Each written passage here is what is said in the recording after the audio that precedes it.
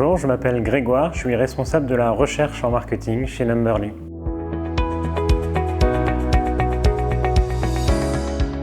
Alors, plusieurs enjeux pour le secteur du retail aujourd'hui. Le premier est probablement la manière dont d'un côté le monde physique, les points de vente, et de l'autre le monde digital, avec le e-commerce en particulier, peuvent finalement cohabiter,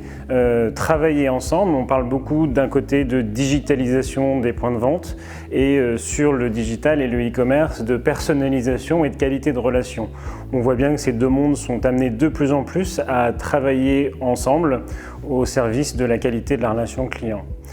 Le deuxième enjeu clé est probablement lié aux démarches qu'on appelle omnicanal aujourd'hui en retail, cette capacité finalement à combiner dans des stratégies d'activation client le meilleur du monde du CRM, de la relation client et de la donnée nominative, et le meilleur du monde qu'on appelle programmatique, le monde du média, en particulier pour créer des stratégies efficaces de création de trafic en point de vente qu'on appelle Drive to Store. Le troisième enjeu est probablement lié à la formation, ou en tout cas à l'acculturation du personnel en contact, qu'on appelle souvent la force de vente, aux nouveaux enjeux du digital de manière générale et en particulier aux enjeux de la relation client, de la data client, pour être capable d'accueillir en point de vente un client qui a probablement préparé son parcours d'achat en digital avant d'arriver sur place.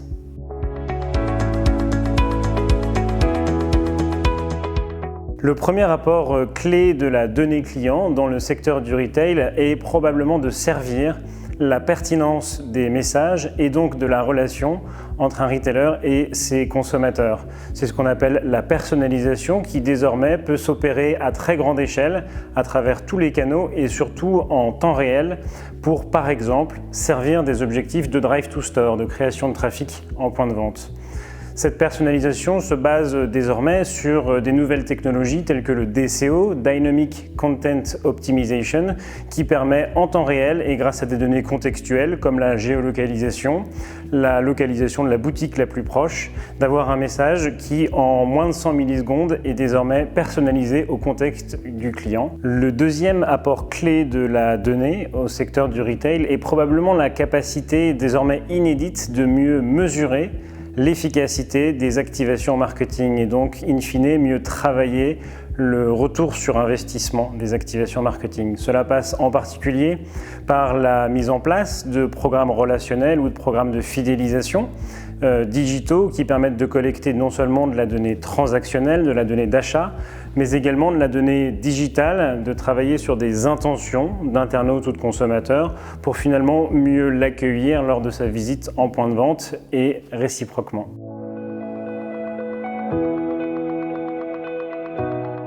Un premier enjeu clé pour le secteur du retail est probablement de travailler davantage sur les logiques servicielles pour trouver le bon équilibre entre d'un côté la technologie et de l'autre l'humain. On pourrait imaginer par exemple qu'un certain nombre de points de vente demain soient autonomes dans l'activation marketing de leurs clients dans leur zone de chalandise puisque les boutiques physiques sont finalement les mieux placées pour connaître leur clientèle sur le long terme. Un deuxième enjeu clé pour demain est probablement la capacité de ce secteur à développer de nouveaux partenariats avec des marques ou avec d'autres retailers et la data est un terreau fertile pour ce type de partenariat pour combiner finalement le commerce de flux, capter des flux de clientèle vers un point de vente physique et un commerce de destination pour que les points de vente physiques redeviennent un lieu et une destination de choix pour les clients puisque la proposition de valeur y serait différente.